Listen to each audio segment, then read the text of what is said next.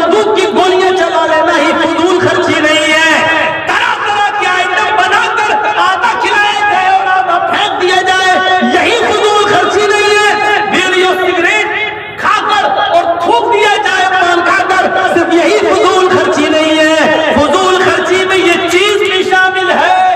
سنو، اس نے مہمان نوازی کی تھی، جناب محمد رسول اللہ کی حیثیت کے مطابق مہمان نوازی کی تھی، لیکن نبی اکرم نے ان کو بھی کہہ دیا یہی وہ نعمتیں جو تم نے میرے سامنے پیش کی، اے ابو الحیثم، کل قیامت کے دن تم سے ان نعمتوں کے بارے میں سوال کیا جائے گا. کیسے لگ رہے ہیں اس واقعے کی روشنی میں ہم اور آپ؟ اب آپ کے ذہن میں سوال ہوگا، کیا کسی کو اچھا سے اچھا کھلانا بھی برا ہے؟ نہیں. پھر میں کہوں گا کہ اگر آپ کے گھر میں مہمان آیا ہوا ہے اور آپ جانتے ہیں 2 مہمان ہے، مزید آدھا کلو گوشت میں کام چل جائے گا، تو پھر آپ آدھا کلو بکرا لائیں، آدھا کلو مچھلی لائیں، آدھا کلو پنیر لائیں، آدھا کلو دیسی لائیں، آدھا کلو. آپ اپنی پڑھائی دکھا دیکھو میں نے کتنے آئٹم آپ کے لیے بنا کے رکھ دیے. یہ فضول خرچی ہے جو جائز نہیں ہے، جو اس پر سوال حساب و کتاب تھا. اچھے کام پر بھی زیادہ خرچ کرنے سے منع کیا ہے. اب تو مدرسے والے سوچ رہے ہوں گے تو مولانا کہہ رہا زیادہ خرچ کرنا، تو مدرسے میں جو 100 دے رہے ہوں گے وہ بھی نہیں دیں گے. وہ کہیں گے ہم کیوں زیادہ خرچ کریں. میں نے سب کا سب منع کیا ہے. آپ کے پاس سے پوری دولت ہی 100 روپے ہے تو آپ ساری کی ساری 100 روپے نہیں دے سکتے. ابھی وہ بھی واقعات آئیں گے آپ کے سامنے، بتائیں گے. جب بتا رہے ہیں تو مکمل ہی بتا کر چھوڑیں گے، آپ کو بیچ میں پیاسا نہیں چھوڑیں گے. اب 100 روپے آپ کے پاس 100 ہی مدرسے کو دے دیے، آپ کی پوری پوری 100. اب کیا کرو گے؟ شام کو کھانا کہاں سے آئے گا بیوی بچوں کے لیے؟ اللہ دے گا. پھر تو وہی حساب ہو گیا صوفیوں کی طرح، اللہ دے گا. بیٹھ گئے ایک جگہ پہ اللہ اللہ، شام کو کھانا کہاں؟ اللہ دے گا، اللہ. ایسی لوگوں کو تو میں نے کہا تھا حرام خور ہے یہ جہاں ملے آپ کو ان کو الٹی چھری سے کاٹو، 1000 جوتے مارو اور ایک دن یہ قوم کے اوپر بوجھ بنے بیٹھے. ایسی لوگوں کے لیے تو ہم نے کہا تھا ہفتے میں ایک دن جمعے کا دن ہے جو سب سے مبارک دن، عید و بقرعید سے بھی زیادہ جس دن کی اہمیت، لیکن اللہ تعالیٰ نے اس پورے دن کو بھی عبادت کا دن نہیں بتایا ہے. کیا کہا؟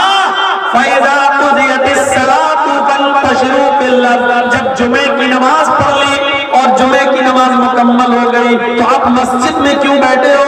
ہٹو یہاں سے، نکلو یہاں سے، جاؤ. کہاں؟ فَانتَشِرُوا فِي الْأَرْضِ، زمین کے اندر پھیل جاؤ. کیوں؟ وَابْتَغُوا مِن فَضْلِ اللَّهِ، اللہ نے جو رزق اتارا ہے، جو روزی اتاری ہے، اس کو تلاش کرو. اپنی بیوی بچوں کے لیے محنت کرو، مزدوری کرو اور ان کو کھلاؤ پلاؤ. یعنی لوگوں کے حرام ٹکڑوں پہ مت بنو، ان کے اوپر بوجھ مت بنو، بلکہ اپنی بیوی اور بچوں کے لیے کماؤ. اللہ کا حق ادا ہو گیا. اب مسجد میں مت بیٹھو، اب بندوں کا حق ادا کرنے کے لیے باہر نکلو اور محنت کرو، مزدوری. اب یہ بیٹھا ہوا اللہ سجدے پہ سجدے ٹھوکتا جا رہا ہے، اللہ اللہ سبحان اللہ، تسبیح رکھ رہا ہے، مالائیں چل رہا ہے. ادھر دوسرے لوگ پیدا ہو رام رام رام رام رام رام رام، ادھر ہرے نام کر رہے ہیں، ادھر اللہ اللہ اللہ اللہ. بہت سے ملیں گے آپ، ٹرینوں میں بھی مل جائیں گے ہرے رنگ کی چادر لے کر بھی مانگتے ہوئے صوفی لوگ، اور کہیں گے کیا فلاں کے نام پہ دے دو، فلاں پہ چادر چڑھائی کرے ان کو دے دو. اور شکلیں قسم خدا کی ایسی ہوتی ہیں، ان کی شکلیں ان بھیک مانگنے والوں کی صوفی، اگر ان کا چہرہ اگر دیکھ لو تو قسم خدا کی کھانا کھانے کو دل نہیں کرے گا. منہ میں تمباکو ایسے ان کے منہ سے جملے تک نہیں نکل سکتے، چہرے پہ ایسی آپ دیکھ کے دل رہ جائیں گے ان کے چہرے. ابو الحیثم انصاری کے اس واقعے کو سامنے رکھیے.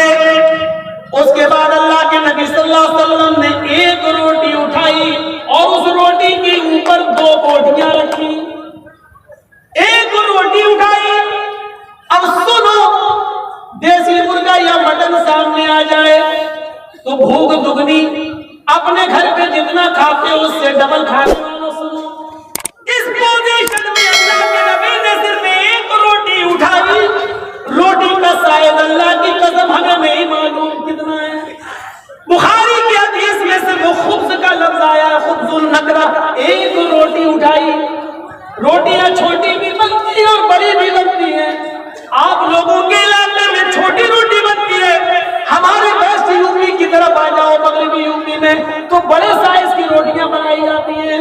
ہمیں سائز نہیں معلوم کہ وہ کتنی بڑی روٹی تھی، ہمیں نہیں معلوم، نہ حدیث کی کتابوں میں اس روٹی کا سائز ہے، چھوٹی بھی ہو سکتی ہے بڑی بھی ہو سکتی ہے، لیکن نقدے کا لفظ یہ بتا رہا ہے کہ ایک روٹی اللہ کے نبی نے اٹھائی اور اس روٹی کے اوپر گوشت کی 2 بوٹیاں رکھی اور کہا اے ابو الحیثم، اس ایک روٹی کو جس پہ میں نے 2 بوٹیاں رکھی ہیں یہ لے جاؤ اور میری بیٹی فاطمہ کو دے آؤ۔ آج 15 دن ہو گئے ہیں، 2 ہفتہ ہو گیا ہے، میرے گھر میں چولہا نہیں جلا ہے، میری بیٹی فاطمہ کو کھانا نصیب نہیں ہوا ہے۔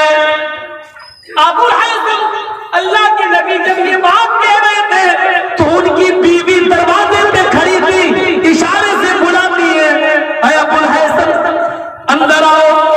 انہوں نے ایک برتن تیار کر دیا اور اس برتن کے اندر گوشت بھر دیا اور کئی روٹیاں اس برتن میں رکھ دی، دوسرے برتن میں ایک ٹفن تیار کر دیا اور کہا ایک روٹی اور 2 بیٹی میں فاطمہ کا کیا ہوگا؟ لے کے جانا ہی ہے تو زیادہ لے جاؤ تاکہ وہ پیٹ بھر کے کھا لے اور اس کے گھر میں جو ہو 1-2 لوگ تو وہ بھی پیٹ بھر کے کھا لے۔ ابو الحیثم جب وہ برتن لے کے نکلے تو اللہ کے نبی نے دروازے سے ان کو طلب کر لیا، ادھر آؤ، میں نے تو 1 روٹی اور 2 بوٹی دی تھی، پورے برتن کو کھول کے دکھاؤ اس میں کیا ہے۔ کھول کے دیکھا تو اس میں سالن بھرا ہوا، روٹیاں ایک نہیں کئی روٹیاں تھی۔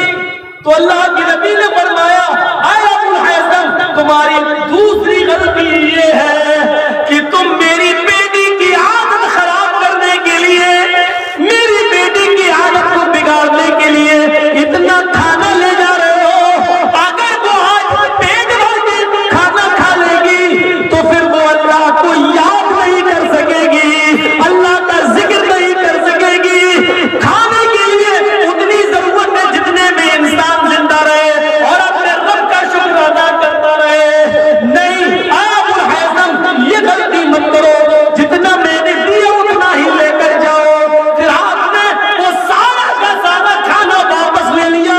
ابو الحیثم اس علاقے کے بہت سے غریب لوگ آج بھی بھوکے سو رہے ہوں گے، میری بیٹی سے زیادہ ضرورت مند وہ لوگ ہیں، یہ روٹیاں ان میں پہنچا دو اور یہ سالن ان میں پہنچا دو۔ جب تم نے پورا بکرا ہی ذبح کر دیا تو اپنے گھر کے ساتھ ساتھ غریبوں کا بھی خیال رکھو اور ان کو بھی پہنچاؤ اور میری بیٹی کو اتنا ہی دے جتنی اس کی۔ اب کیسے لگ رہے ہیں؟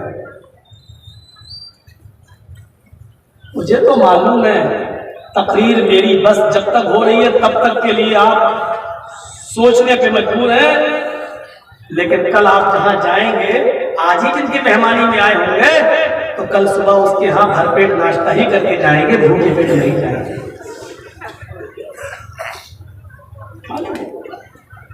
وہ بھی بھوکا پیٹ نہیں جانے دے گا بیچارہ، کیونکہ کل اس کے علاقے میں بھی جلسہ ہونا ہے، ادھر آپ بھی تو جاؤ گے، ادھر وہ بھی تو، پھر ادھر آپ بھی جاؤ گے۔